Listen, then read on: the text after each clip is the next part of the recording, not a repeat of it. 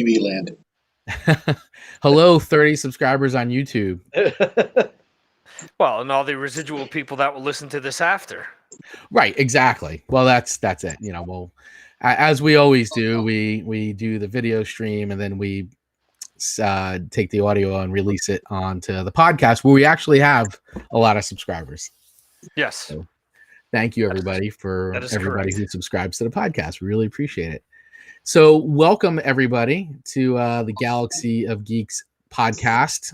We are doing a special edition of the show where we are just talking all about Clone Wars Season 7, this series finale, season finale. Well, the final season of the series. There's so many finales. The finale of that season. Right. Exactly. And we've got some special guests joining Victor and I today. Mr. Chris Wichendall, who's sporting his, as I saw you post today, your not COVID beard, right? It's yes, I trimmed it this morning. Yeah, almost back to pre-levels. Yes. As I said, I've gone from druid back down to mad scientist. There you go. There you go. And we've also got Mr. Kenneth Allen Crawford with us today, who is sporting a very smart hat. Absolutely. This is I cut my own hair during the coronavirus. Well, you wear it well, sir. So everybody, thank you for joining us on the podcast. And yeah, I mean, we're all huge fans of the show. I mean, Victor and I have talked, we talk about Star Wars frequently on Galaxy Geeks, and we've already talked about recently how much we have enjoyed this last season of Clone Wars. Even on the last podcast episode, we talked a bit about episode 11 of the show and how much we enjoyed that. And then on Monday, which is May the 4th, Disney Plus released the series finale, which was I could not wait to watch that on Monday morning. It was like I woke up and Rachel was actually my wife Rachel was actually, hey, so we're gonna watch Clone Wars, right? And I was like, hell yeah. So we fired that right up, and I think I just kind of sat there with a stare on my face the whole time, like taking it all in that episode, and then the way it ended and all that, and we'll get in to breaking it down and talking about all our favorite moments. But I was really excited on Monday to watch that series finale, and I will say, from my point of view, it did not disappoint at all in any way.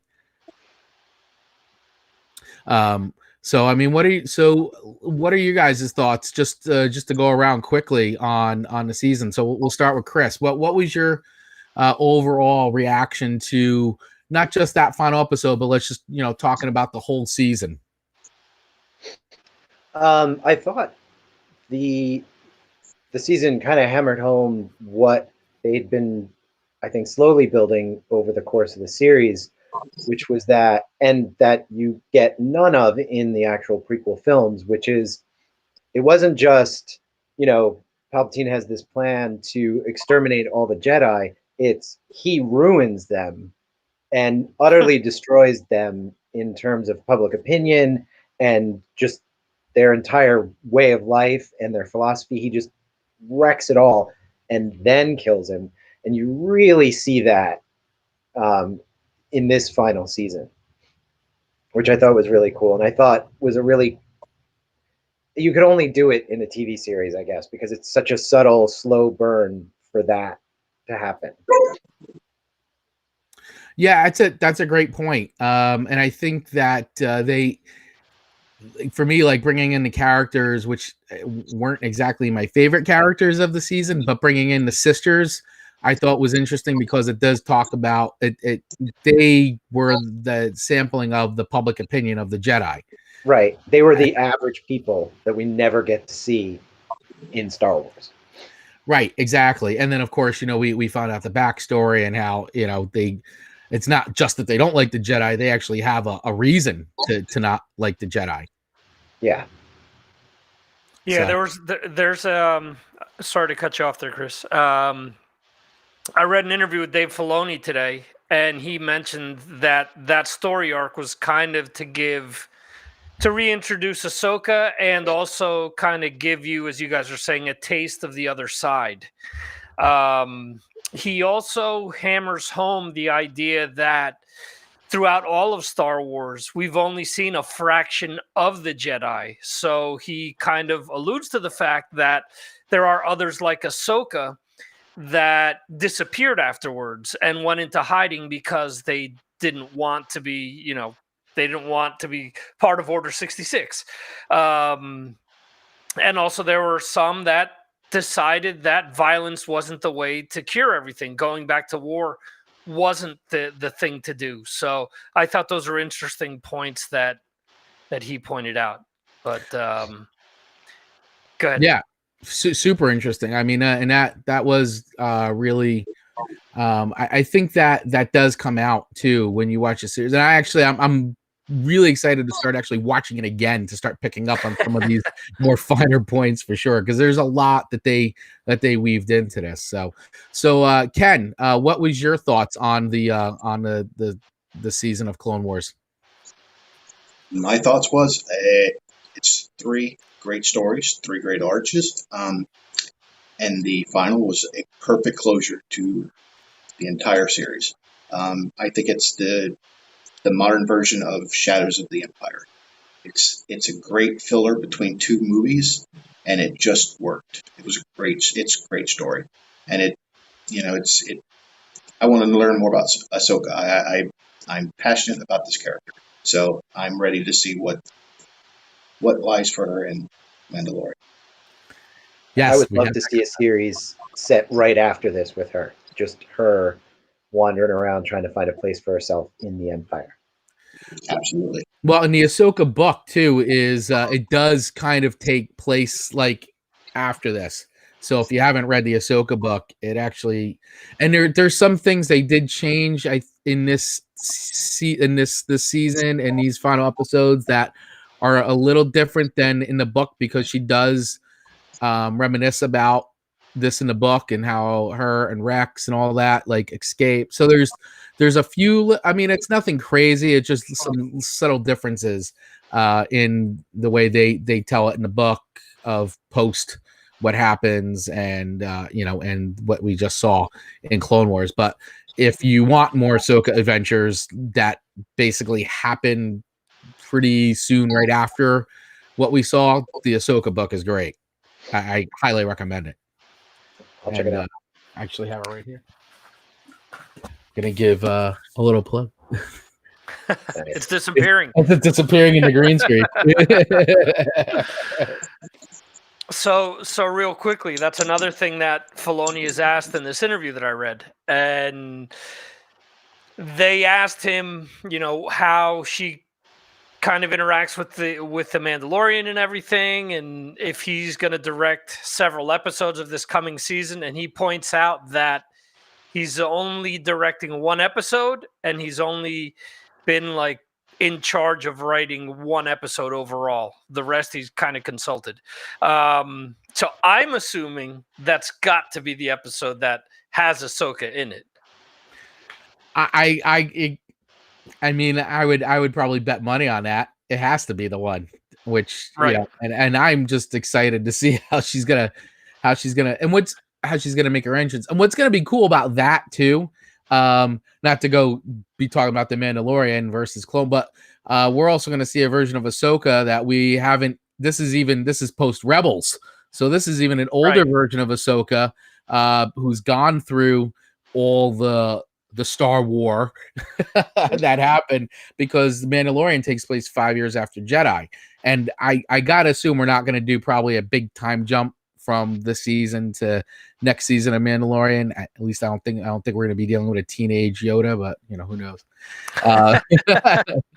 But it will be cool to see now that version of Ahsoka Tano, who's gone through all that. And when we leave them in Rebels, she's with Sabine and they're looking for Ezra.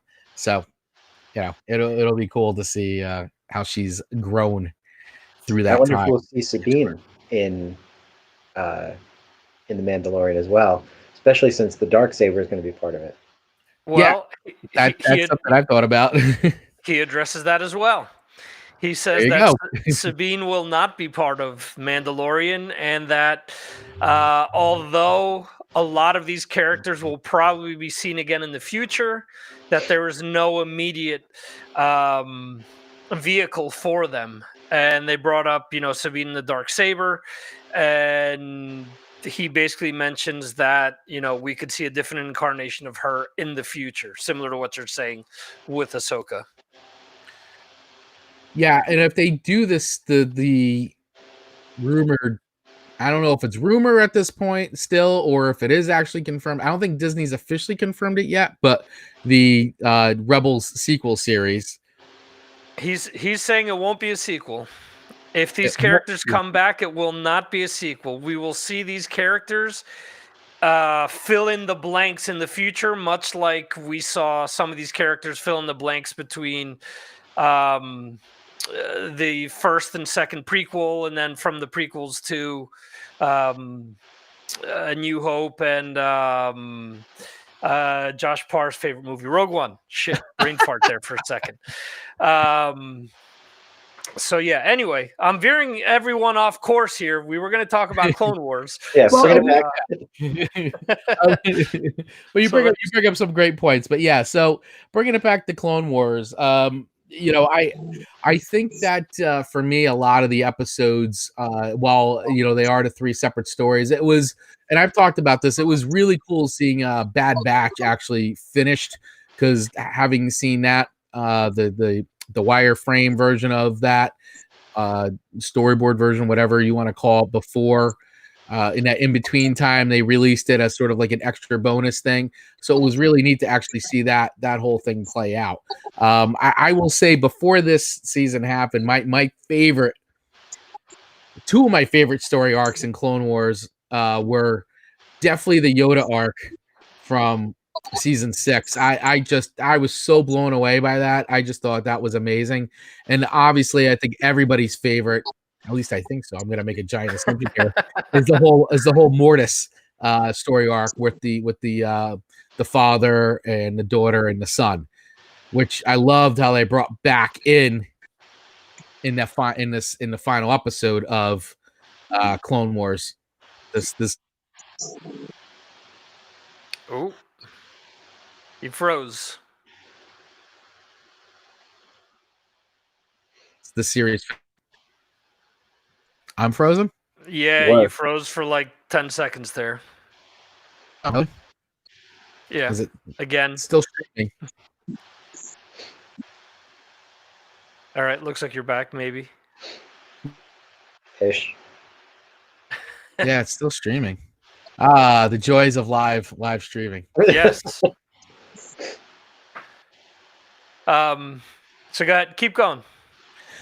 So I mean, I was just saying that I loved how they actually brought that back. How they brought back the in the final episode of the season, the daughter, the reference there from that story arc. So it looks like we lost Chris.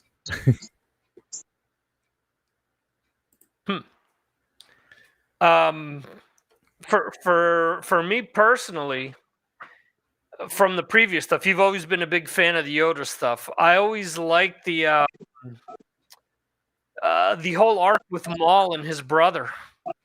I always found that interesting, because if I remember correctly, that was the planet with the witches as well. Yeah, Darthamir, or Dathomir. How do you say it, Ken? Yeah, Dathomir. Yeah, and that was with the mother. His mother. Do you remember her name, Ken? Mother something. Mother. It's the mother. It's just the mother. Yeah. Let me see. And he's back. There he is. Hey. Actually, I could always see and hear you guys. Interesting. So I guess it just turned my camera off for some reason. Interesting. Yeah. Well, you're back. Yeah. So when he was with Savage Opress, yeah, his brother. And that also ties into the whole dark saber, because that was there as well. In the end, that's where they went to go get it, if I'm not mistaken, right? Well, that was in Rebels, actually. Yeah, and Rebels, because Darth Maul, when he leaves Mandalorian, he has it with him. And the name was Talzin. That's it, Mother Talzin. Look at us. There you go. See, it's That's good knowing having more than one person on, because it's not just you and me fumbling through IMDb through dead air. We can, Yeah. we can continue conversations. Cool. I know, exactly, because that's normally what happens is, Victor and I can talk about this stuff, but we can remember nobody's names ever. Right. We're In the like, middle of things. Yeah. We remember nobody's names. What I was kind of with the last episode, I was hoping that maybe the Bad Batch would reappear, just to see, because they had been altered from the other clones, to see if Sidious's order had affected them the same way that it affected all the other clones. So that was one of those things where I was waiting. Hey, could we see these guys appear to save Rex and Ahsoka? So that kind of left me wanting more. I really enjoyed that story arc. And like you said, Chris, it's cool that they wrapped that up, but that whole bit left me wanting more. Whereas the middle arc with the sisters, although I liked it, and it kind of gave you reference to what Maul was going to become and how that kind of tied into Solo with what you had mentioned in a previous episode. The arc was cool, but once we got back to seeing her with Obi-Wan and with Anakin, it was like, okay, so we're back on track to what I really wanted to see, type of a deal. The other thing that I thought was cool was that although we got to see Anakin and Obi-Wan, we really saw them sparingly. So they really didn't use those characters as a crutch. We really, with that ending arc, it was really all focused on Ahsoka and Rex, really, if you look at it. So if you go back and look at episode 9, I think 9, for the most part, it is the title for the whole season. Old Right. Friends Not Forgotten. So I think it's telling the stories of Ahsoka, and I think that was the whole point. Plus, what you were saying as far as quote unquote the A-Team. Right. I definitely want to know more about them, and who knows, we might actually see them in a future series or something, which would be great. Yeah, do they become like a bunch of badass like stormtrooper like division, or do they, or because there are like basically the Bad Batch, did their chips not work? Did they not have chips? Right. Do they not have chips? Do they become fat and bearded like Rex? That's well, that's another thing too. Do they age as quickly as the other clones too? Yeah, good question. Is that also part of their is that one of their genetic quirks, is that they age like normal people? You know what? That is a really good point. I would definitely be interested in them coming back to that. Now that we're talking about it, I'm actually man, I really want to see a little bit more of the bad. I want to see what happened to them. Now we're going Marvel mutants in the Star Wars galaxy. Yeah, well, you're not too far off. I mean, they basically are mutants, and they all have different powers and all that. So yeah, it is. And it is Disney owned and part of Marvel. So. Yeah, we have to have mutants everywhere then. There you go. Yeah. So Ken and Chris, I mean, what were your I guess if you're to look at the season, what were the things you guys other things you guys really enjoyed? And then we can also then get into some of the things that, just I don't think they were awful, but it wasn't like our favorite. Of course, Maul.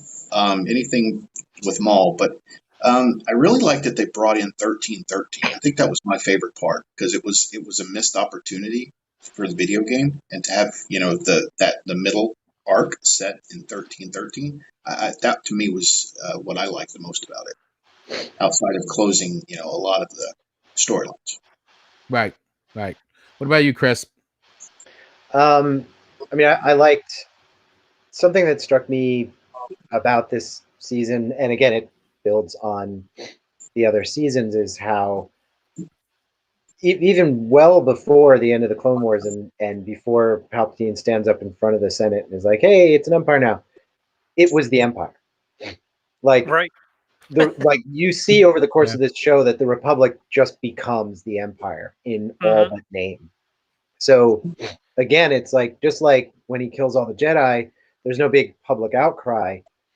When the Republic becomes the Empire, the average person is like, well, I mean, it's been this all like forever. In fact, it's better now because the Clone War is over. Like, and I was thinking in terms of like how easy it was for people to accept the presence of stormtroopers because throughout the entirety of the Clone Wars, seeing those guys in that white armor show up on your planet was a good thing. Like people looked forward to that. They were heroes to the Yep. galaxy at large. So I'm sure so much of that carried over into the Imperial era, especially among like the older generation. Like if anybody complained about the Emperor, like, hey, they saved us from the separatist robots, so show some Mhm. respect. Like, and it was just I could really see that in this season, that whole idea of like, no, they're already the Empire and they have been for a while, and that itself was an even more like intricate part of Sidious's plot. Yeah, great point. And there's another thing too that I picked up on, which I'm sure you guys probably did too. It goes a little bit to your point, but I think it's a great tie-in to actually Ken's favorite movie, Last Jedi. But it is that the part that Chris, you and I talk about that we love so much, and Victor, we've talked about too, is the part where Luke, is like, the Jedi and their arrogance and their blindness, and and he just basically shreds the Jedi Order, telling like this is how cities took power. And we saw that, and they did a great callback to this, and I think it was episode 11 or 12, 11, maybe 10 or 11, but it was when Ahsoka, and then they did a great tie-in between Ahsoka talking to the holograms of Mace Windu and Yoda, and that being a continuation of the scene that's in Revenge of the Sith, where they're standing around talking, and Mace Windu is such an arrogant dick to Ahsoka when she's like citizen and Jedi, and he's like, well, you're a citizen, and he's just such like so arrogant, and I felt like his tone and the way he treated her and how he said it was so on the nose with which fast forward to what Luke says in Last Jedi as to how Sidious was able to take over, because at that point it's much more important with all the pomp and circumstance and Jedi councils and all this other stuff that the Jedi built up over time than just like the basics of being a Jedi, and just Ahsoka is more of Ahsoka, who's says she's not a Jedi, is more of a Jedi than anybody. Yeah, well, Mace Windu like epitomizes the late Republic Jedi. He is the perfect example of that, and that's a really bad thing because he just absolutely lives that whole. It's much more important to hold to, like you said, the ceremony and the strict adherence to the letter of the code, where he's completely forgotten the spirit of the code. Right, exactly, 100%, and they I think they do a great job of making that parallel through the rest of that arc with the choices Ahsoka makes and exemplifying, what a Jedi is, even to the point where she's like, I mean, it makes such a great statement about it of like, I don't want to kill the clones, like, and Rex is like, well, they're gonna die anyway. Well, they're not gonna die by me, I'm not gonna be the reason why they're dying, like. She's not going to be dealing out death at all to anybody if she can help it, to the clones. And I was like, that's exactly what the Jedi Order was about, Yeah. Well, that scene, that was actually when Mace tries to kill the Emperor. That right there was totally against the code to begin with. So, he was already arrogant and not following the rules himself. So, had he followed the rules himself, Anakin might not have done what he did. And they that's leave. why. Oh, go ahead, Chris. That's why Palpatine doesn't kill him, but kills all the other Jedi he brings with him, because he knew he could count on Mace Windu to do the absolute wrong thing. Like, I know he's going to try to kill me exactly when he should let me live. So I'm going to let him live long enough to screw that up. It was a very good plan, and Maul's face said it all. When he realized what Sidious had planned and how he was going to do it, his face said it all. Yeah. Brilliant. Oh, yeah, absolutely. Absolutely. And I love too the little breadcrumbs that we got throughout this, especially during that part, but through those 4 episodes where there were all these chances to actually help Anakin and change the course of everything. Like between Obi-Wan and Ahsoka and even Darth Maul, like you're just like, oh my God, if any of these things had happened, Anakin probably would not have turned. Well, you and I've talked about this, Chris, the idea that if if Anakin had Ahsoka at his side when he found out Padme was pregnant and when he started having the dreams, like, I really believe he would have turned to her. Like, yeah, technically she didn't know that he was married to Padme, but I feel like in that moment he would have trusted her enough to turn to her and say, okay, here's the thing. I married Padme. She's pregnant with my kids. I'm having these dreams. Like, he would have opened up to her, and she could have been a balance to what he was getting from the Emperor. When he was like, hey, the Emperor says I can use the dark side to save her, she would have been like, no, that's ridiculous. And he would have listened to her. She was his last friend.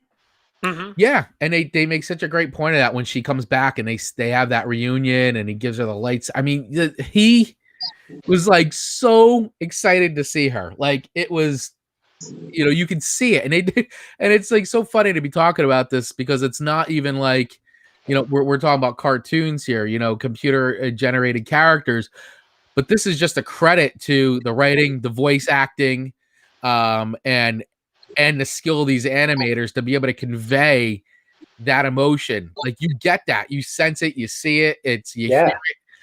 And this is like, oh my God, if that had happened, if Ahsoka had stayed by his side, if she had gone to talk to him, if Obi-Wan had interfered, if she, and then even the last thing where she's like, she was basically ready to join forces with Maul to save Anakin, but then ultimately didn't believe what he was saying, which was actually the first time Maul telling the truth, like She was full on telling the truth about something.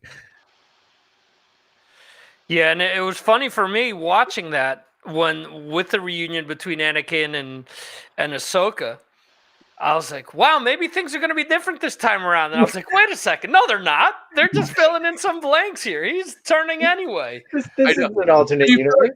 You feel like they'll maybe change it around. Yeah. Maybe he won't become Darth Vader. There you go. So, and seconds later, it just, one of those things where it just clicked. It's like, nope. Going to be the same thing. So it was cool. One of the things that I mentioned, I believe on Facebook, we all knew Order 66 was coming. It was just cool to see all of that play out from a different perspective of what we saw in episode 3. And, again, it focused on Ahsoka, and we saw what was going on to her as opposed to kind of what we've always seen all these years. So it was neat to see all of that play out. And I don't know, maybe it's just me with bad memory, but I thought her action sequence, especially with the lightsabers, like they took it up to another level in comparison to what they had done previously. I mean, I don't know if that's me just forgetting what it was like with previous seasons, or if it was really that they had, all this maybe new technology behind them or more money behind them to wrap this up. But it seemed like her lightsaber sequences were just... It was actually done with stop motion this time. I mean, not stop motion, but motion capture this time. So it was actually okay. it was Ray Park actually doing it. So wow. That's why it was that good. Oh wow, Yeah, I actually did not know that. So that's cool. So who was That's doing awesome. Ahsoka's moves? Do you know? I do not remember. I saw a thing about her. I can't remember. She's like a big stunt woman, like does all sorts of. Oh, I wonder if it's that Michelle. That would be great if it was. Oh, I saw a whole thing about her. I can't remember her name.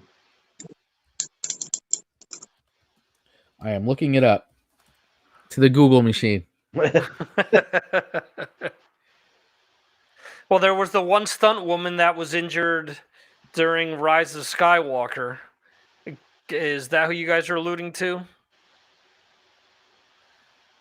Who was, I think, Rey's stunt double, if I'm not mistaken. I don't think so.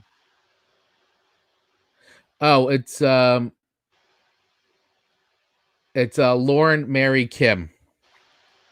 Yes. That's who did the mocap. She and she's credited as Ahsoka Tano performance in the end credits of the third to last Clone Wars episode, Phantom Apprentice. Cool. Yeah, she's been a stunt woman for years and all this stuff. But yeah, so she was the one that did the mocap. So yeah, it wasn't Michelle. I follow her on Facebook. I can't remember her last name, but she does a lot. She's done a lot of Star Wars Jedi mocap stuff too. But yeah, she was awesome. Oh, there's a picture of her. Looking on the Google. So yeah, but I think too that while they did do that with the better technology, I also think it's indicative of Ahsoka's growth as a Force user, and how she just has continued to get better and more powerful over the time. And then even too when we get to see her in Rebels, and she's just so she's just so good, and especially because there's kind of no Jedi hanging around Obi-Wan's still around in Tatooine, but he's laying low. But she still has like incredible skill when you get to her in Rebels. So I think with Darth Vader. Yeah, which is so. I mean, getting into it now. I mean, getting into that series finale. What an amazing tie-in to Rebels that is, because that scene, the way that ends to me with Vader, I mean, just first of all, that whole escape that she does off the ship going down. I mean, what an amazing action sequence that whole thing was. And then she uses the Force to kind of try to get back into the ship. And, but then, her leaving her lightsaber behind and walking away, and then cutting to, I guess I don't know what the time passage is, but it looks like enough time. And Vader's there, and he picks up the lightsaber and looks at it. He knows it's Ahsoka's lightsaber, like 100% knows it's her, because that's the one he gave her. And he's surrounded by helmets painted like her face, so right. He knows it's the troopers he sent with her to Mandalore. Right, and they even have that moment in before all that happens, where they feel the disturbance in the Force, her and Maul, where they feel that Anakin's done stuff, the whole with Mace Windu. When that whole moment happens, they actually feel that in the Force. And I think it's one of those things where, because she can't really feel Anakin anymore, she feels, this is where and this is what ties into Rebels. She thinks Anakin's dead because she just can't feel him in the Force anymore. But it turns out because he's Darth Vader. And when you get to that point in Rebels and she does that duel, and she's already they drop things throughout where she sort of feels like it could be him. And then that confirms it for her, that it's Anakin under all that. I just love that they were able to kind of tie in that connection, because I think up to that point, Vader knows Ahsoka's alive this whole time. And, just doesn't know where she is, can't find her. He's busy killing other rogue Jedi all over the galaxy. Well, that's the thing you have to think about too, is like he knows that if he finds her, he has to kill her. But absolutely. Is he intentionally keeping her at the bottom of the list? Yeah, no, I know Ahsoka Tano's probably out there, but we got all these guys to kill first. So let's kill them first. Right. We'll get to her. Yeah, I mean, it very well may be, and I'm sure there will be something that, and I haven't read all the Vader comics in between, and I know there's a lot of stuff they put into the Vader comics, but I don't think any of them that I know of have dealt with him and his thoughts about Ahsoka, or thinking about Ahsoka, because I think the first time we even kind of get that between Clone is when we get to Rebels. I think, could be wrong on that. As far as I know, that you're correct. Okay. Yeah. So I would be interested to see. Now I'm wondering now with everything released like this, if now we do get that fill-in of a Vader in the Vader comic, if we get that he is indeed looking for her, or like he's thought about her. Because he doesn't, because I think him picking up that saber totally solidifies that he knows it's her and he knows that she's alive. That's just what I think. Might be wrong. But wouldn't he feel her the whole time though?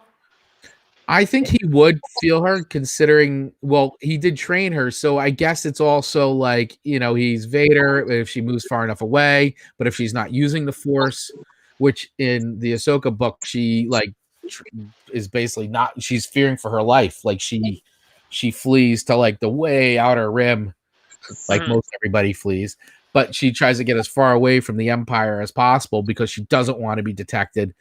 And she doesn't even have lightsabers, or like she does not use the Force. Right. Yeah, she doesn't want to be detected by anyone. Yeah, she's like, Luke cut himself off, so maybe she can too. And I am actually referencing Last Jedi. Yes, you are. I wasn't going to say it. I was just going to let it go. But it is a good point. Luke did cut himself off from the Force, and Rey, when she's learning, she goes, "Why I couldn't feel you," and that's when she realizes Luke's cut himself off from the Force. Well, I know there's that scene in Rebels where she's reaching out and she touches Vader's mind, and he says, "The apprentice lives." So, like, you have that. Maybe he hasn't felt her, or maybe he's felt hints of her, but it's in that moment that he's like, okay, yeah, I was right. She's still alive. Right. Yeah, I remember that now. That was, and it's probably definitely confirmed. So I mean, and there could be that he's thought about her and he's tried to reach out to her and he couldn't find her because he was looking for her, and maybe he gave up and assumed she was dead or just left the galaxy. Maybe he assumed she died in the ship with the troops. It's possible too. And then he just didn't even think about it again. Yeah, but I feel like he would look at this and say, okay, somebody buried the troopers. Somebody went through the ship and buried them and put their helmets on posts and left this lightsaber here. If she had died, her body would be near the saber. Like, if she had died and just dropped it, her body would be there somewhere. And then the question is, who buried these guys? And that's a very Ahsoka thing to do, to take that time to bury the bodies of all the troopers. Right. Especially too, and she puts Jesse right in the front because he's got the Ahsoka like paint on his helmet. So one thing I thought was interesting that I wasn't expecting was that Rex hadn't taken his chip out yet. I thought when everything went down with Fives that Rex had actually, as a result of that, taken his chip out. So the fact that he still had it in when Order 66 happened was a little bit of a surprise to me. Yeah, I didn't think, I actually didn't remember that. I remember all that stuff with Fives, obviously, but I didn't remember him taking it out. So, yeah, there's no point where he does, but I thought he did. Like, I thought that was just a natural consequence of him finding out about it. That someone like Rex would be like, no, I'm going to take that out. I don't want that in my head. Yeah, I mean, it's a good point. I mean, maybe he tried to and they couldn't get it. I don't know, because they also had trouble finding it. That's true. Ahsoka had to use the Force to find it. To get the surgical machine to like extract it. That's true. So maybe that was the case. He just couldn't find it. Yeah, it was just surprising. Where I was like, oh no, wait, why is he obeying Order 66? Which was We got the freaky. new model. Yeah, which was actually freaky to kind of see that, like how it's like one thing to see it in Attack of the Clones, awful movie, but it's like to see it play out in Clone Wars and kind of see like the ferocity of it and the aggressiveness of like them like in full on hunt and kill mode, Right. and to be like, and to have that moment that she just had with Rex, and to like a flip of a switch, like him trying to kill her, but he's still trying to fight it off enough to give her the information about Fives. But that was like actually jarring. Yeah. What confused me was he referenced Darth Sidious, which was confusing when he was talking about the command that it came from Darth Sidious. Like they knew who he was the whole time. I wonder if maybe that was something in the chip as well. Like Order 66 reveals that information to them. Right. It's a large drink, order of fries, and a Jedi assassination. Sidious fries. Yeah, and there's another cool thing too that I don't know if any of you guys noticed this, but on that last shot, or close to the last shot in the series finale, where the camera kind of comes up on Vader holding the lightsaber, and you kind of just come up just over him a bit, and you can actually see through the mask and see his eye, see Anakin's eye through the mask. Oh my God, I flipped out. I thought that was so great for them to do that. Like, it was a great throwback to the first time you saw Vader in the TIE Fighter. Yeah, you could actually see his eye. That was great. It was perfect. Yeah, like the red lens, which also then is another tie back then to that Rebels episode, because when they have the lightsaber duel and she breaks some of his mask, the eye is like what she sees, that yellow angry eye sticking out from the side of the mask. I love that. I thought that was another awesome callback.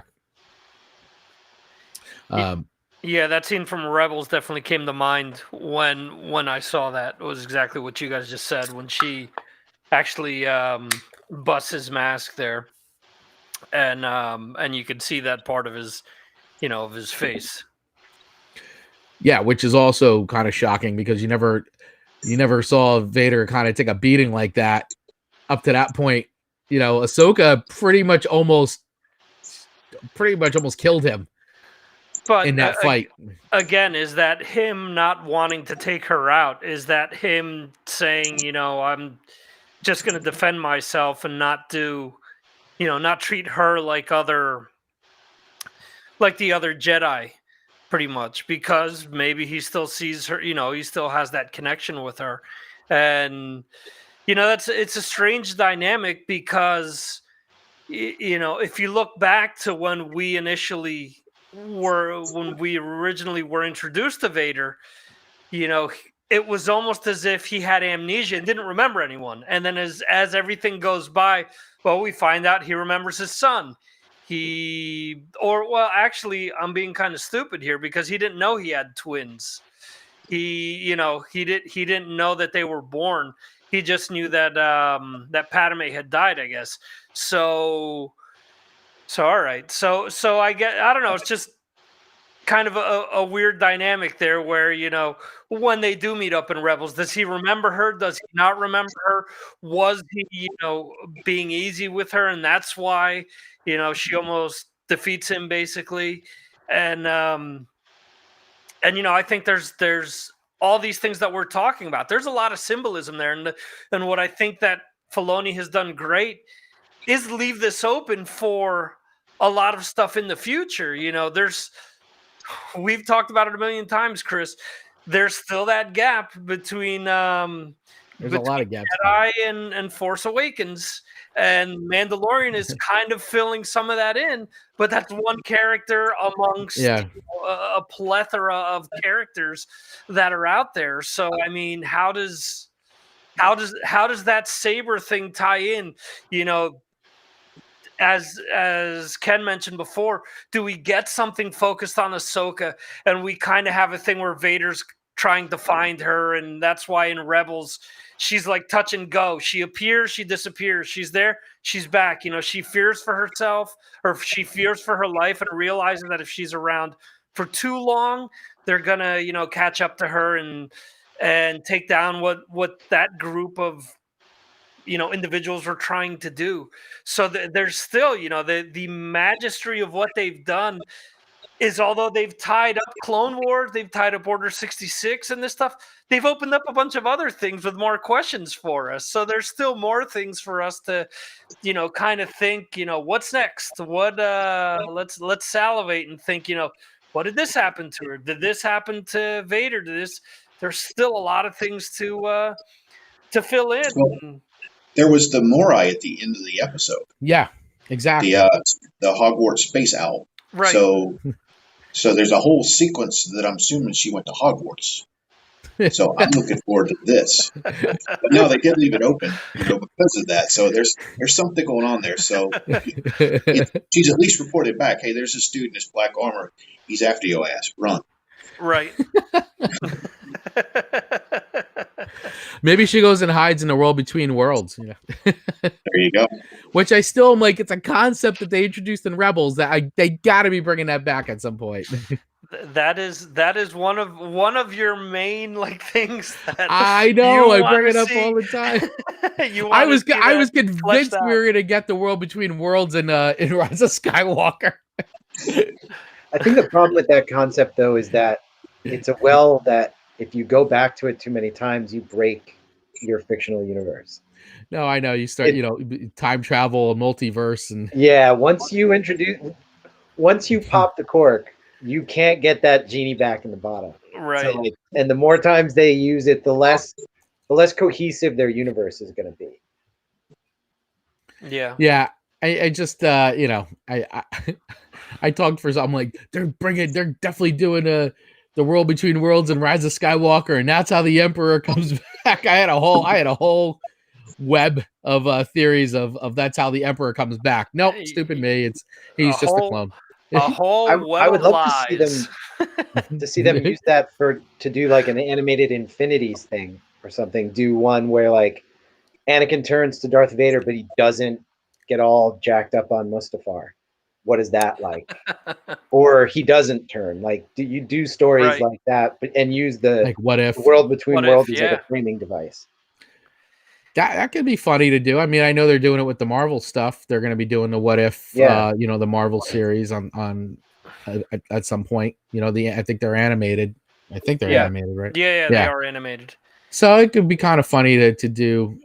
Could be fun to do a what if on the Star Wars side of things and use that as the device. What if Qui-Gon had lived? What if what if Anakin had the high ground? There you go. The dice actually, he got his mother instead of Anakin. Right. There you go. Right. What if the Tauntaun was never split open? Could do a lot. Yeah. What was the last one? 3PO screwed up the translation and Return of the Jedi. That's right. He screws up the translation. He screws up the translation. They bake all of them. They roast them. Yeah, exactly. So what were other points for this season? Bringing it back to these episodes. I mean, what other points or parts or characters did you guys like? I mean, we talked a little bit about the introduction of the sisters and basically them being a vehicle. What we talked about a bit with them, as the public perception of the Jedi. And obviously they had something significant happen to them where the Jedi were involved in killing their family accidentally, but still they were the cause of that. And that was their reason of not liking the Jedi. We had the introduction of the Mandalorians, which was great, so we had that, which then led into the that was our lead into, you know, the final story arc with Ahsoka. But I thought that was really cool too. So I mean, what were some of the other characters and that they introduced that you guys liked, or other points? Yeah, I think you're missing out on probably the one component that's probably going to give us the most amount of cannon fodder in the future, and that they may work into stuff like the Mandalorian and all that, and that is the Pikes.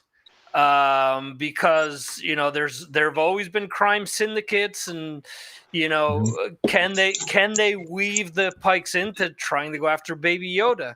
Can they, you know, similar to Jabba, similar to you know, other things that we've brought up, or that have been brought up. I think that's something that can potentially give us a lot of story going forward. Whereas the Two Sisters, I think that was more of a vehicle to bring, you know, bring the Mandalorians in, bring, you know, tie Ahsoka back into, you know, the general scheme of things. But I think that's something else that we could see kind of do an end around and kind of come up again in the future. Either that, or, you know, they'll somehow weave in the Guavian Death Squad and the Kanji Club somehow. Kanji Club. I want to see Guavian Death and Guavian Death Squad and Kanji Club.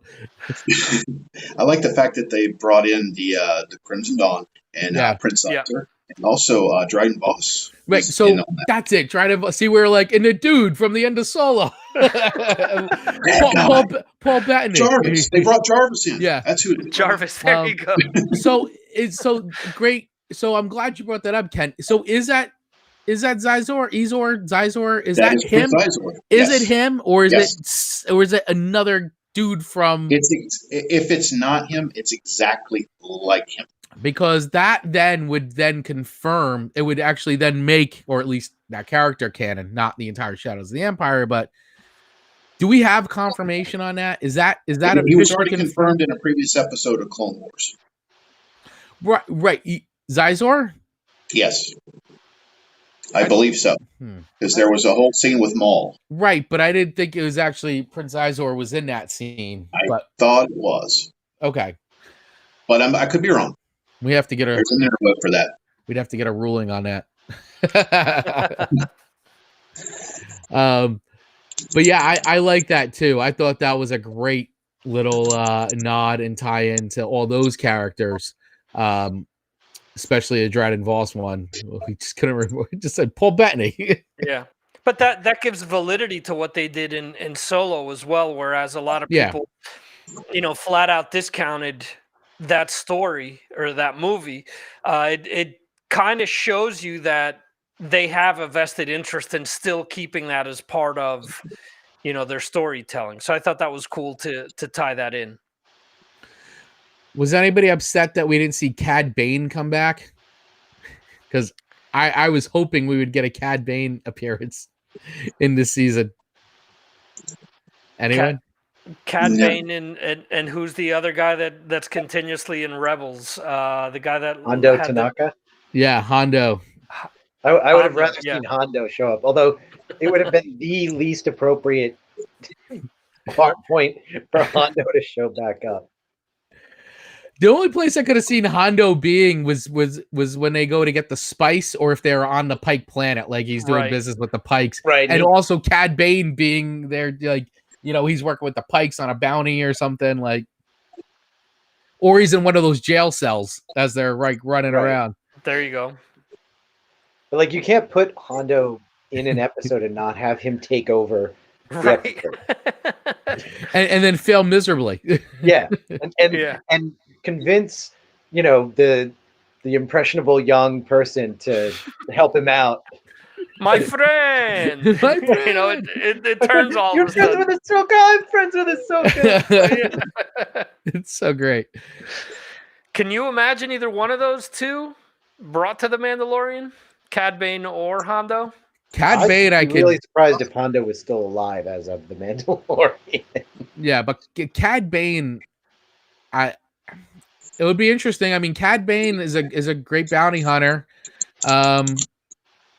And, you know, I guess it depends how we don't know how his species ages or anything like that. It's possible he could have been hiding, or he just took off when things started getting too deep with the Empire.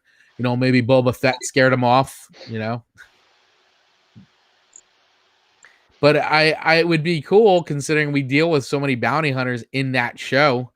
That would be, especially too now with the fact that they're on the run. Like, Cad Bane was a big bounty hunter, one of the best at that time. Whether or not he still holds that reputation this far down these years later would be, I guess, interesting to see if he still has that reputation. But maybe he does try to go after the Mandalorian. Although that would be an interesting costume. Dengar? You think Dengar? Dengar. He better make an appearance. Dengar could make an appearance. That's also a plausible one. I would love to see that. I wonder how Dengar would be at that point. Well, similar. The Empire, he already looked like an old dude. But, maybe someone like Yoda, or his species, where they live hundreds of years. So, maybe he looks old at 600, but he's still got another 300 years to go. Well, take the Obi-Wan and Maul final fight. That fight took place in both of their heads before it actually started, and was over in 2 moves. Yeah, like any samurai. It really was. That final fight was amazing. And it's like he did the same move that he killed Qui-Gon with, but Obi-Wan knew exactly how to counter it. Yeah, right through the hilt. Yep. Well, Exactly. I think it was such a different Obi-Wan at that point too, where he had no patience for screwing around. Like, he was not going to draw this fight out. He wasn't interested in fighting at that point. He was at that point in his life where he was just like, I need to end this as quickly as possible. Right. Because I've got shit to do. I do not have time to deal with this jackass again. Yeah, all these years later, his only mission now is to make sure Luke survives, and be in hiding, not get discovered. That, and he had a Jawa roasting in the oven, and he wanted to make sure not to burn the fucking thing. So, right. Come on. He couldn't have come at a worse time. Come on. Again? He had one You're of those try eggs. that shit on me? I had front row seats here. I saw how you killed my master there. You're going to try that on me now? No, I don't think so. I got that Jawa roast in here. We're done. He had one of those big mudhorn eggs, and he was making a giant omelet with it. There you go. Yeah, look, if you want some mudhorn egg, we can sit and hang out, but I'm not doing this. I'm not doing this. So I guess we're doing this. All right, here we go. I will spam my one move I know how to do. Yep, that's it. So with getting back to Clone Wars again on this final season, I mean, were there any surprises for you guys? Was there anything that you didn't expect that you were totally blown away by? Ahsoka using I am one with the Force and the Force is one with me. That was perfect. Yeah, that was awesome. I did not expect that. Yeah, that was great.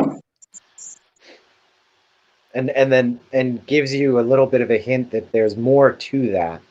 Like that actually is a mantra that you can use to truly connect yourself to the Force, that provides that sort of deeper connection.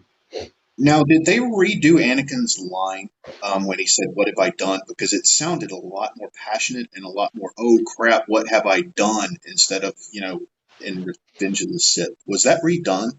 I wonder if they just used a different take.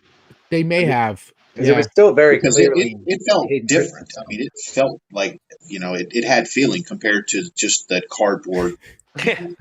What have I done? Yeah, the wooden actor. Yeah, do we have a take that's a little less wooden, a little less rigid? Well, we did have his trailer mic'd up, so he did practice this line like 80 times before he actually went out to film it. Okay, Well, it's so like- let's use that. We had all the good Actually, they might acting use takes, and then he got on recording set. Yeah, there you go. They probably used a shot of Hayden Christensen when he came out of the screening from the first time. What have I done? Yeah. What have I done? He said, "Hey, which take was George's favorite?" And we'll just take the opposite. The take opposite, of that. right. The opposite take. George, which one of these did you hate? Yeah, that one had too much feeling. Just did not like that at all. Okay, let's use that one. Let's pick that one right there. We got it. Search no more. It's so true. It's so true. You know what? It was funny too. Somebody called it out on Twitter, and I don't know if you guys noticed this. And this just goes to the anti-Anakin, or at least the anti-Hayden Christensen, which I feel bad for the guy. I still feel bad for him because he just gets so much shit. It's like crazy, but like it's his fault. But on the promo graphic poster that Disney released to say everything's going to be on Disney Plus on May the 4th, and they had to post it with all the different characters and even sub characters, and there's no Anakin at all on that poster. And somebody pointed out, they go, even still, Anakin gets no respect. And someone goes, well, Darth Vader's on it. They're like, but that's Darth Vader. That's not Right. Anakin, dude. That's I true. mean, you start looking at it, you're like, even this, I forgot what character, but it's like they made the poster, like, and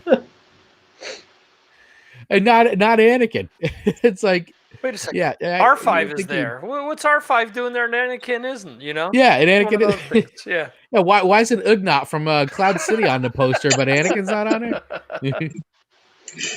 Oh, here's a thing. Speaking of random droids, the little chopper droid in those last. And Dave couple Filoni of did the voice of that droid too, which is interesting because he gets destroyed, and in Rebels the whole premise originally is that they kind of found him and rebuilt him, so that kind of leads into that whole thing as well, because if you look at it, in the end he did have the two claws that Chopper had, and he did have the satellite dish on his head or whatever that was, radar or antenna, but he had the R2 type head where it was like a rounded dome, and what he had in Rebels was more like R5, if I'm not mistaken, where it's more like a trapezoid as opposed to a semicircle when you look at it head on.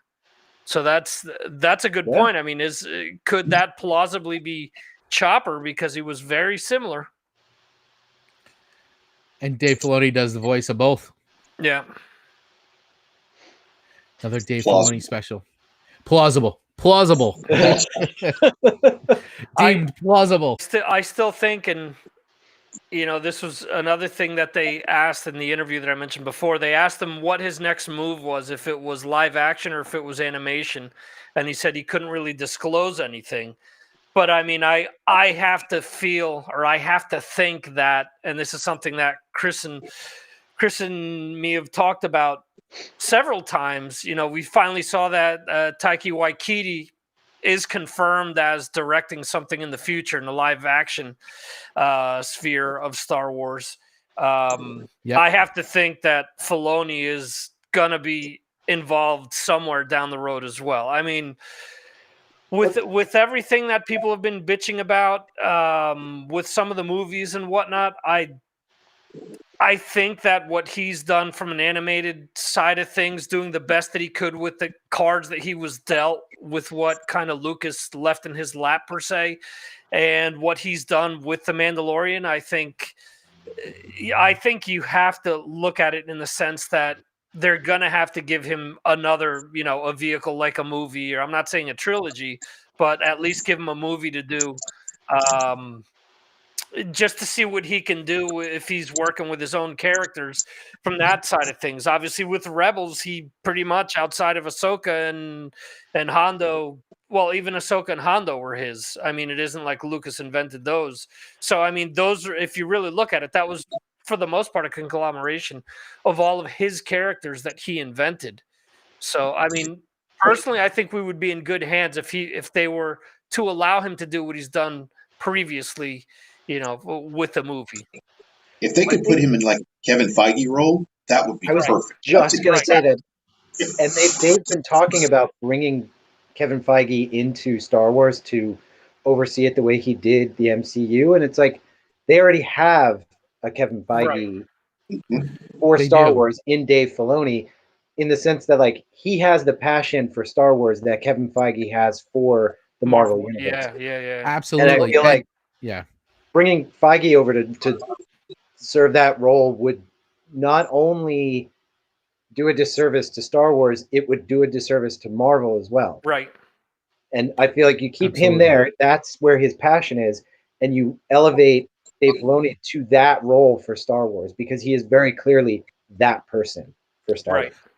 100% agreed. And I don't know if you guys have had a chance to watch it yet, but the first episode also dropped on Monday of the gallery, the Disney gallery. Yeah, and that really drove that home for me. Yeah, and it's the first episode is all about all the directors, which was just awesome. But him telling the story about getting interviewed by George Lucas and going through the process and how he got the job that is it. Like that's drives it home, like you just said.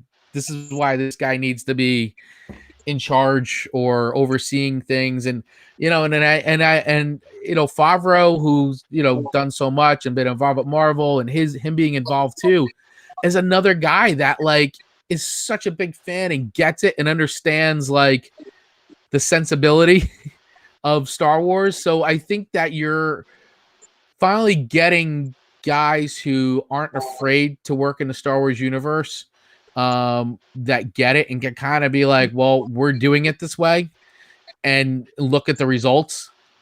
Between Filoni, who obviously has an already proven track record with Clone Wars and now The Mandalorian, and Favreau with Mandalorian, and Taika Waititi on The Mandalorian, his episode, which is great watching him work. And then you even have the other directors, which I thought was great to learn about them.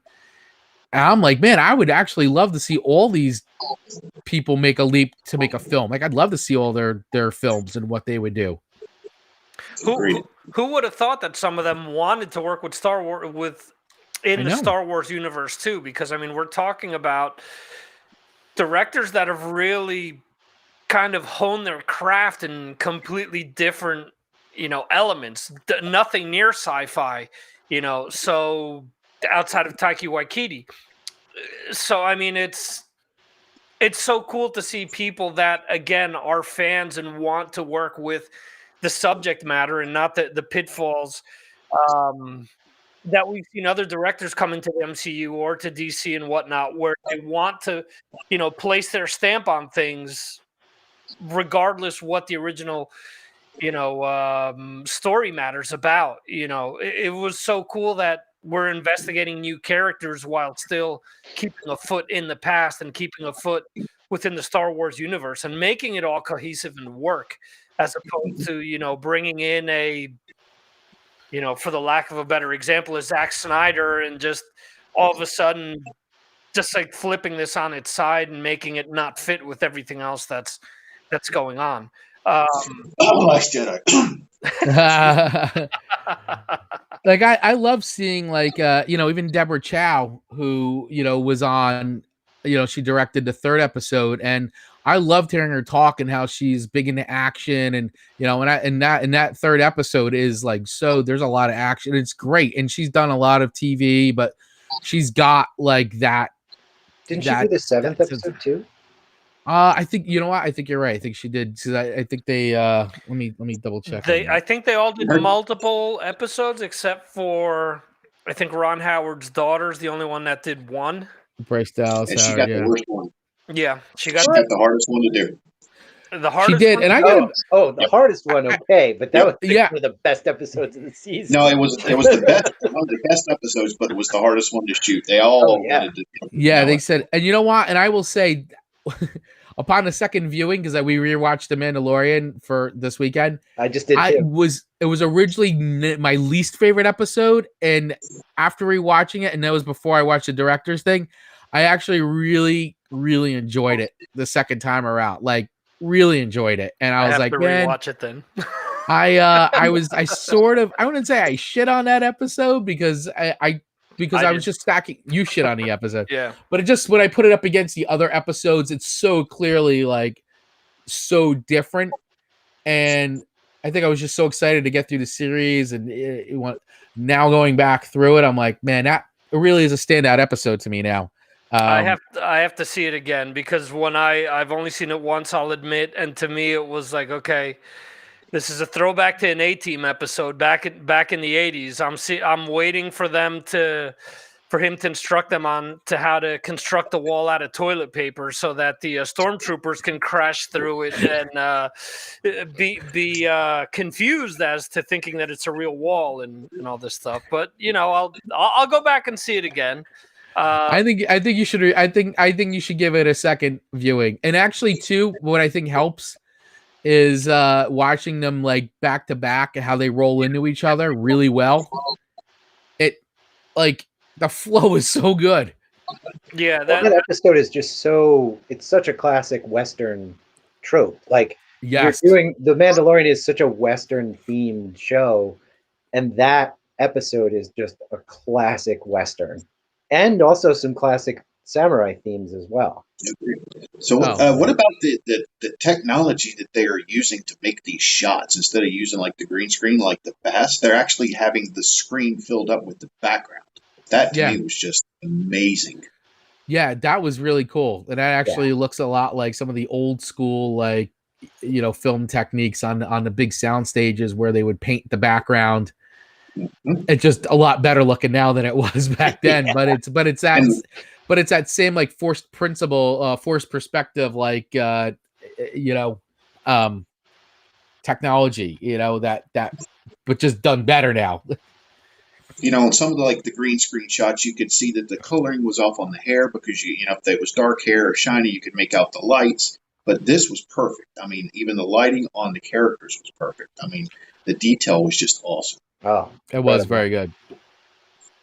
And by the way, Deborah Chow did do episode 7, The Reckoning, which was also a fantastic episode. So yeah, the whole thing was great. So somehow I know once again we spun from Clone Wars to The Mandalorian, but they really do tie in. When you're talking about the storylines and where we're going to be going, the fact that we now know they're introducing Ahsoka Tano into this next season of Mandalorian. So there is a tie-in, and it's Star Wars, so it's a good time to be a Star Wars fan. It is. It really is. We're gonna get a lot of stuff, and I like that they're bringing in a lot of these different directors who they're giving the freedom to do things. And fine, if Mandalorian becomes the quote unquote training ground for some of these directors to like prove themselves that they, not that they have to prove themselves, but maybe the fact that they could work on Star Wars and they're doing it on the streaming service rather than like the giant like $1 gajillion like tentpole film, but then that's fine because I think as fans we win. Like I'm excited about the Castian Andor series. Like I'm wondering who are they going to pull in for that? Like, what filmmakers are they going to? And that's going to be also, maybe not as Western as the Mandalorian, but like I think we're going to get a lot of cool themes with that character. As that's he probably going to be more of like a spy. Yeah. Theme. Right, and a guy that James Bond type deal. Yeah, you'll get, right. Exactly. You'll get more of those kinds of tropes. Right, like and Daniel Craig James Bond, a lot more like exactly. And we're going to deal with a character that's justifying doing bad things for a good cause. Right. Like he's killing people in the name of rebellion. Right. Like assassinating people and stuff, like and killing informants.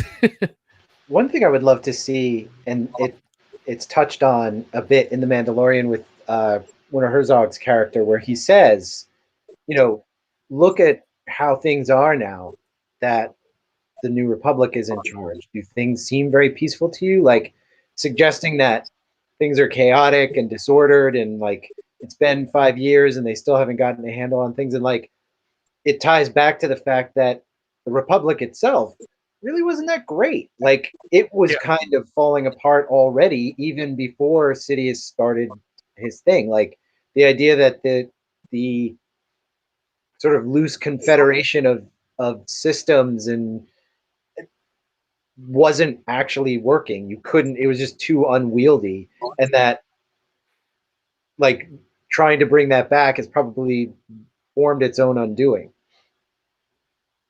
Yeah. Well, and it also, you know, leads to why the First Order was able to make the comeback they were able to do, you know, taking the embers of the Empire and doing the First Order. I mean, obviously, you know, after watching Rise of Skywalker, you know, it's Sidious is still pulling the strings, right? And this is where I'm thinking too, even with Mandalorian, like the reason why they want Yoda is to, you know, harvest them for the For the clones of the Emperor's, Emperor, the clone of the Emperor. Oh, I mean, this is clearly in service of some plot of Sidious.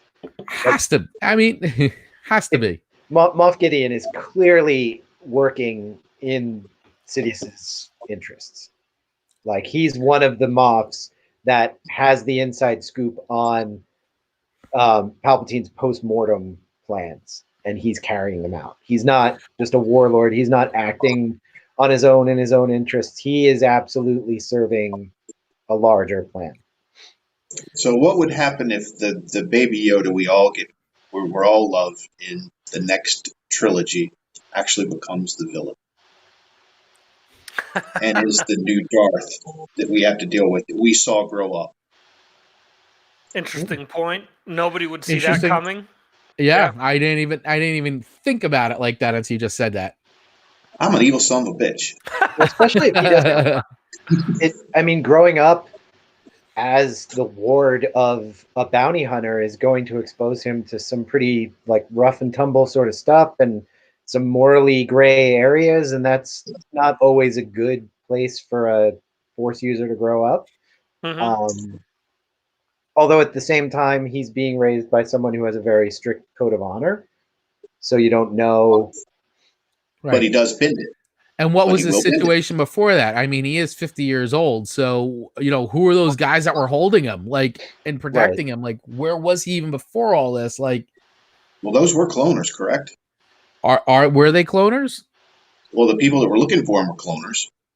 Well, but I'm saying, like, that when they picked him up, like, at that. Oh yeah, I don't know who that was. At that, which it was another classic Western, like, outpost and like, yeah, for.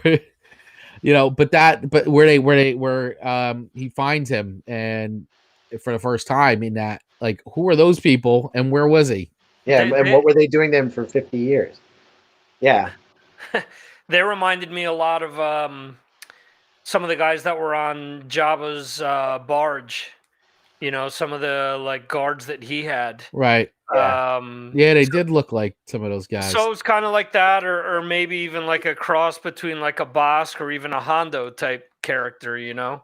Or maybe they were part of the Guavian Death Squad. There you go. Or Kanji Club. There you go. Yeah, that so many things to ponder, to see where they take and what directions they go. The other thing that I was thinking of, with the Empire kind of falling and seeing with Werner Herzog's character, it seems like the Empire, again, I mentioned the Pikes before, it seems like the Empire's more of like a crime syndicate as opposed to an actual, like, big bad force, you know, not like a big intergalactic army at the time. It seems like it took until they got to the First Order to really build stuff back up, and that was kind of happening in the background, like in secret, whereas the guys that were still in the forefront, like trying to beat the old, Empire drums per se, were like the remnants of, like, warlords or gangsters that were backed by the Empire at one point that are still kind of floating around and still have clones behind them. That's just what it seemed like to me, because given, that they were, like, all the stormtroopers were all, like, dirty and dusty and all disheveled, and it wasn't because they were out on Tatooine for all these years. It was because they were rolling around in dirt at the local cantina night after night because there's nothing else going on. Well, and they're selling, they're selling Imperial gear to Right. pirates and warlord, like bottom of the barrel warlords preying on some backwoods village somewhere. Right. So Yeah. clearly somebody yeah. who was in charge of an armory somewhere saw what was happening with the Empire and was like, okay, well, I'm going to line my pocket with as much Yep. money as I can. So it's the doors are open. Who's got money? Yeah, and those guys were like living in tents and stuff. I mean, it's like there wasn't even like any kind of like permanent shelter. Well, I think that was also part of Sidious's plan, though. It was like leave this remnant behind, and without leadership, they'll fall into factioning and become gangs and fall apart, and let the New Republic focus on them and think they're eliminating the remnant of the Empire, where the true remnant is way over here, quietly rebuilding itself up into something even bigger and better than what the Empire was. And so, these guys, Werner Herzog's character, the warlord Imperial remnants are the distraction. They were left behind as right cannon fodder for the Republic to just pick off. But I do still think that there's people like Moff Gideon who are still working towards the greater plan, and they're just using these remnants. And that's why there was the joke where he lands and kills a bunch of guys just because he doesn't care. In his mind, they're not Imperials anymore. They're just tools for him to use and throw away when he's done. They're not real stormtroopers. They're not anything. So he can just use them and discard them. But I wouldn't see him doing that to a platoon of First Order stormtroopers, let's say, because he knows they're still part of the real plan. Right. Good point. Could be. Yep. Good point. I love it. Look at us. Plausible. Deemed plausible. Look at us. Chris, all you right. gotta work on the effect where a big stamp comes up. Plausible. Yeah, I could do It should be carbon froze. There you go. I could only do I don't know how to plausible. I could do this. Plausible, but then it moves everybody's. It puts it over Victor's. Yeah, here I am. I was on the cover of AC/DC's Dirty Deeds for a second there. Yes. Plausible. There we go.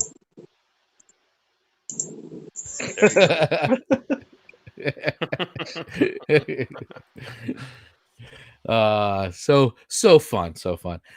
So I guess before we wrap it up, any final thoughts on this last season of Clone Wars? Let me ask one more question. Here we go. Victor's got one more question. Everybody. One more question. Do you guys want to see Rian Johnson given another chance, even if it's just on Disney Plus, with a movie or with, say, an episode of The Mandalorian or similar? Yes. Okay, can I start? Can I go first since I'm the one that hates? I saw your eyes light up, so I was like, great. Go ahead, Danny. Of course. Here's my viewpoint on that. I think Rian Johnson is a great director. The movie, The Last Jedi, was visually stunning. It's spectacular to look at. Don't let him write it. If somebody else writes it, let him direct it. I will be there all day long. There you go. He has spoken. Whereas I'm totally on board with him having complete control over whatever. I recently saw Knives Out, and I loved it. I freaking loved it. And that was awesome. Yeah. And I gotta say, with Last Jedi, and I would love to see this, and I don't know if you guys have, so maybe I just haven't seen it yet, but I would love to see the script that he originally had written before there was some major tinkering, and this needs to be added, and this needs to be put in, and you got to change this. Because I got a feeling his original script is just me, because I don't know. And if you guys know, then let me know. But I got a feeling whatever he wrote originally is not what ended up on, is not what we got. I read that there was a lot more of Rose and a lot more of the casino. It was actually All right, all about Rose in the casino. I didn't need any Casino. more of the casino. I will say I don't hate the casino as much as some people, but we got plenty of it. The guy above me. Now, one thing I do want I want to make one comment the before casino. we go. I do want to comment on the score of this last season. Oh, yes. How Great point. Yes. How it tied into episode 3 when Anakin and Obi-Wan run off. It was the same soundtrack as when they start the scene from Revenge of the Sith. I thought that was a perfect tie-in. Yeah, you are 100% right. I'm so glad you brought that up. The music, the score in this whole season was awesome, and these last 4 episodes, stunning. And I had seen another YouTube video, and the guy had said it, and I agree with him. Is that he feels like that now with John Williams retiring, that the person who scored, I don't know if they scored the whole show or just those parts, but that should be the predecessor to John Williams, because nailed it. It definitely built upon the emotion, because there were so many scenes like when she's going through the tunnels, and it was really like building on your emotion. Is someone going to pop out? What's going to happen? Definitely. I mean, that was a great point to bring up, because the music did, again, similar to what I said with like the lightsaber battles and all that. They really upped the notch with the whole overall, with how they let everything play out. Not to say that it was bad before. It's just that they kicked it up a level to really send the show off properly. Yeah, they definitely gave the show the respect it deserved. They did right by the fans. They did right by the characters and the story. I don't have much negative things to say about the show. All I can say is that I just liked parts more than others, because it was just so good. I've read different people liked about it. Yeah. I've read people, I've read some comments online, and of course, once again, I always love to say it, no one hates Star Wars more than Star Wars fans. So, but it's like, I don't know. I find it hard pressed to shit on this season, or okay, you could say this episode was slow, or maybe they spent a little too much time here, but those aren't like deal breakers for me by any stretch. Shitting on this season of Clone Wars, then I think Star Wars has run its course for you, and you need to find another franchise, because you are clearly done with Star Wars. If you hate this season, like hate it, shit all over it, can't stand, send death threats to people, want people fired over it, you're done with Star Wars, because Star Wars is never going to make you happy again. No. Yeah. It's so true. It's cool to hate on social media. It's cool to get a stupid rise out of people, and it's unfortunate, because I think it really takes away from the overall experience, that maybe a lot of people that would ultimately enjoy something don't, because they're already going into something with like a bird chirping in their ear saying, oh, this sucks, this sucks, this sucks.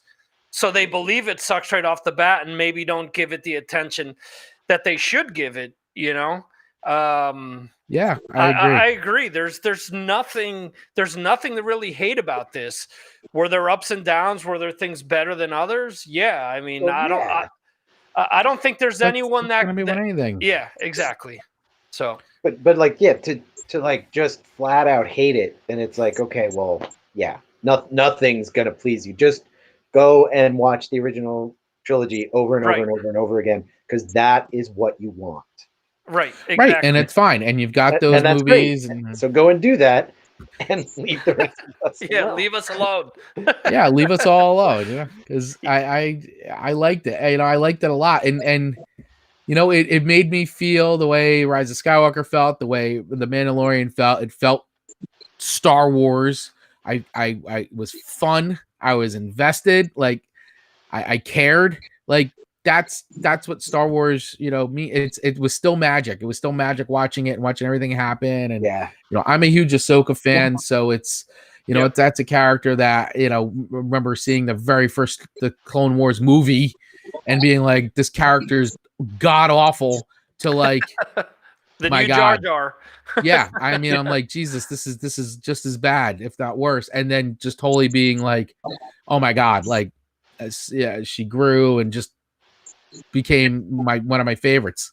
It's similar to what they did with, I think, Ezra to an extent in Rebels, where it started out as like kind of a snobby kid, where you were like, we're pandering to kids now, again, Lucas wants to still sell X amount of toys, but Ahsoka and Ezra, and I think maybe even Sabine to an extent, we saw these characters evolve and mature and, really drive it to a place where they all became favorites to, I think, people that are really fans of the overall Star Wars universe. So Well, I think it even thematically works in the sense that when you first meet Ahsoka, she's this kind of obnoxious, annoying kid fresh out of the Jedi Temple, and she's forced to grow up because she grows up in a war zone. Like, she's thrown into the Clone Wars like immediately,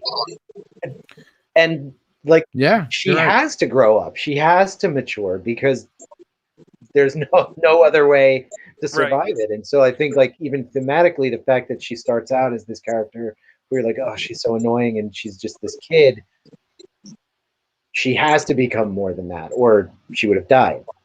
And well, she started with already a negative because she started as Anakin's Padawan. Anakin doesn't have a Padawan. What the hell is this?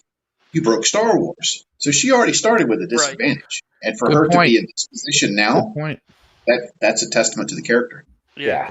And to Chris's point, when she came back and they made her a commander again, she kind of alludes to that. She's like, well, why do you guys still follow me? Why do you guys trust me? And the clones say to her, well, you grew up with us. You grew up as one of us, so you will always be our commander. So it's one of those things where even the soldiers she has around her really gained respect for her with everything that she's done along the years in the Clone Wars with them. Yeah, absolutely. I said it before. I'll say it one more time. I think that this was a great send off for this show, and it was they did a great service to the characters in it, and I think it was, you could tell they took a lot of care into producing this season, from the writing, from the actors, from the music we talked about, the animation stepped it up. Investing time into motion capture on some of these lightsaber. So, I mean, just overall, they just upped their game, and it's great. So I'm really happy. I am sad to see it go, but it's a complete from the first season, episode 1 to this last episode. It is a complete story. It really is, and it feels like, I've said it like I've said it a bunch of times. It's like almost as if I would rather, and I know one sort of can't exist without the other, because you need the prequel trilogy to happen to even have the ability to make this show. But this I love, whereas the prequel trilogy I don't like at all. Revenge of the Sith has great moments. I think that this series makes Revenge of the Sith a much better film because you are invested in these characters, and you actually, the downfall of Anakin is so much more emotional, when you get to it in episode 3. So I feel like this series makes up for me the mishaps of episodes 1 through 3 in my eyes. Actually, if they took a bit of episode 1, a little bit of episode 2, threw in the Clone Wars, and some of episode 3, you got one hell of a trilogy. Yeah, I would agree with that. Yes, take the highlights of the Clone Wars, because there's some bum episodes in those 7 seasons.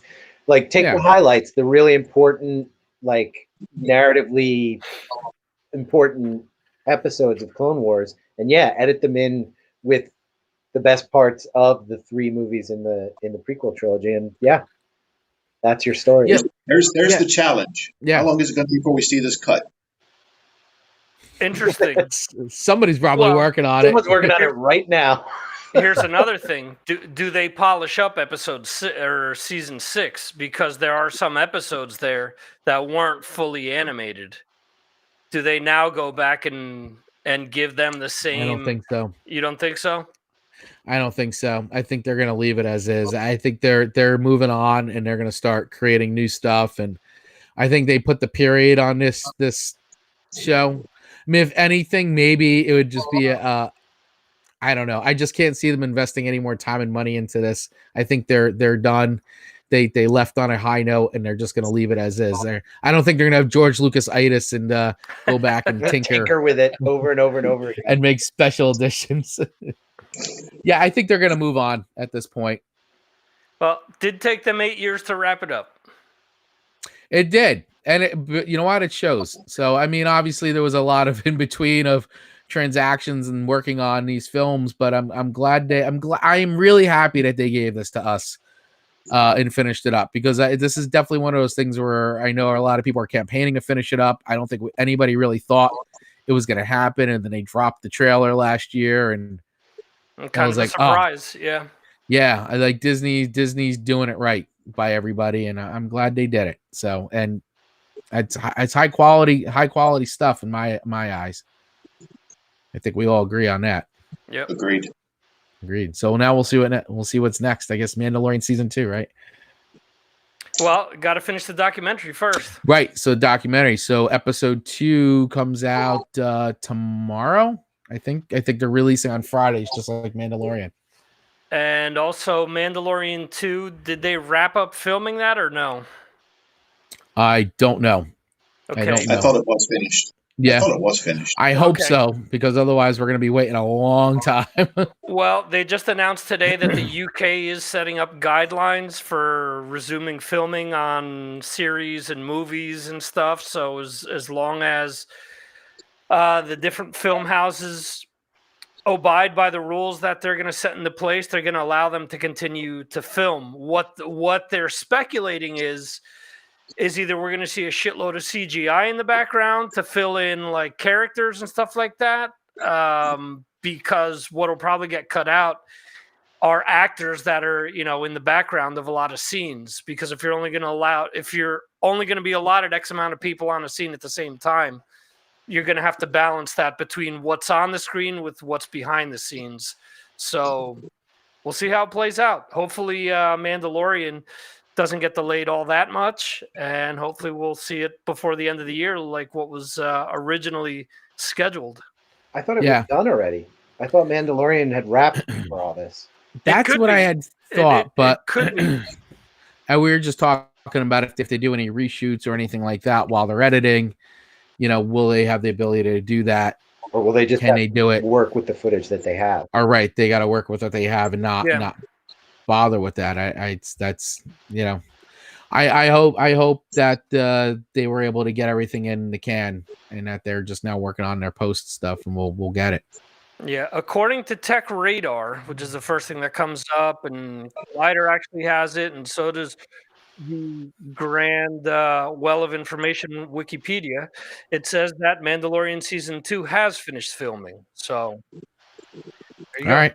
Yeah. So they got it in under the radar. Oh wow, Robert Rodriguez directed an episode. Mm-hmm. Oh, that's cool. See, and that guy's a huge Star Wars fan. It's gonna be great. Hopefully, it's like El Mariachi, which would be amazing. I hope that's the Dengar episode.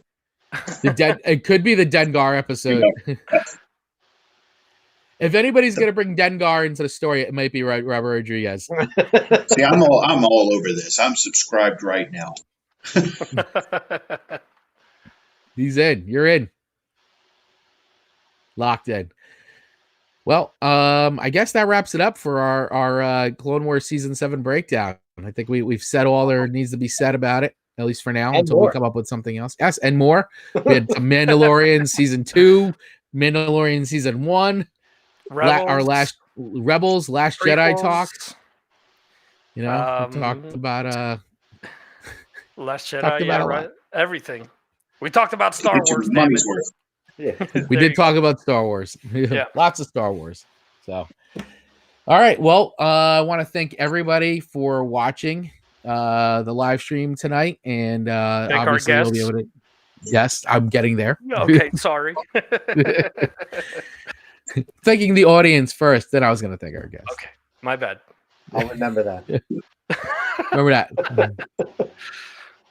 So now I'd like to say thank you to our guests, Kenneth Allen Crawford. I like how it says Kenneth Allen Crawford on there. It's so, it's so proper. It's too proper. It's fantastic. That's missing a sir in front. Yes, Sir Kenneth Allen Crawford. And Sir Chris Wichendall. Doesn't work as well. No, it doesn't. Professor? Ooh, yeah. We're on to something. Sir Kenneth Allen Crawford and Professor Chris Wichendall. How's that sound? Now you got to get an eye patch, because for some reason, as a professor, now I imagine you with an eye patch. What am I a professor of? Archaeology. Archaeology, of course. Or I don't know. Yeah, I guess archaeology is pretty good. Yeah. We'll go with Any that. sticks. Yeah. So and thank you, Victor. I'm gonna thank you too. Thank you, Chris, for guiding me, being my shining light above me today. I know. Thank you guys for having us. You like my X-wing back there? It is awesome. I'm seeing that every episode you're going to bust out a new backdrop. At least for now. For now. And to the other Chris's point, thank you for being on. You know, we appreciate you guys coming on and adding to our nuttiness that me and Chris could babble on for hours and hours. So it was great to have you guys on as well. And babble on for a few more hours. Great to be. Yeah, we can keep going. Yeah. Well, we'll definitely do this again. Appreciate you guys coming on. Thank you so much, and thank you guys, everybody out there who's watching and listening. And please continue to share and subscribe. If you're listening, then please head over to the YouTube channel for Galaxy of Geeks and hit the subscribe button, because that helps build the audience, and it helps you guys also stay notified when we release new video content on the channel. So that is a big help. And if you want to join our active daily discussions that we typically nerd and geek out about every single day, you could join us for free over at the Galaxy of Geeks Facebook group. You just have to answer some very, very difficult questions to get into the group, but I think you can handle them. I had to take the test 3 times. Oh boy. Yeah, see? But you finally passed. I did, well, because I cheated. There you go. And the best part is, it's only one question with 2 answers. Very true. Very, very true. I don't take tests well, okay? You see how I did that? All right, so that's it for us. I'll let Victor sign us off in his wonderful signing off voice. Thank you. Thanks for everyone listening to the Galaxy of Geeks podcast. See ya. All right.